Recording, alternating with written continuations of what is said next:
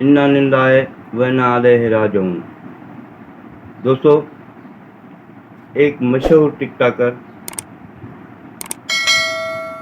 ثنا یوسف، جس کا بے رحمی سے قتل کیا گیا، وہ چترال سے اسلام آباد اپنے رشتہ داروں کے پاس آئی ہوئی تھی۔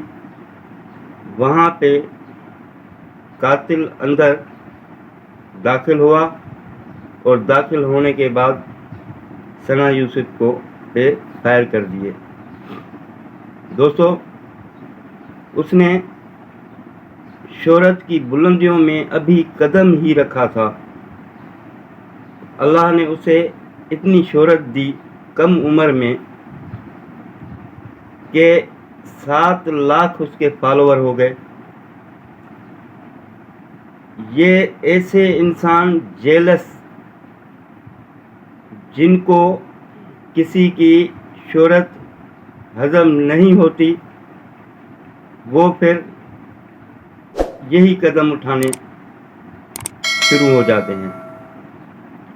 وہ ایک معصوم بچی، جس کی ابھی عمر ہی ایسی تھی کہ وہ دنیا کے سسٹم میں داخل ہو چکی تھی، اسے بے رحمی سے قتل کیا گیا۔ ایسے ظالموں کے لیے اس دنیا میں بھی سزا ہے تو اللہ کے پاس بھی آخرت میں بھی اس کے لیے سزا ہے۔ ثنا یوسف جو ہے، اس نے دنیا میں بھی شہرت پالی اور شہادت بھی اپنے حصے میں لے لی۔ میں سمجھتا ہوں اس سے بڑا خوش نصیب کوئی نہیں ہوگا۔ تو ہم پاکستانی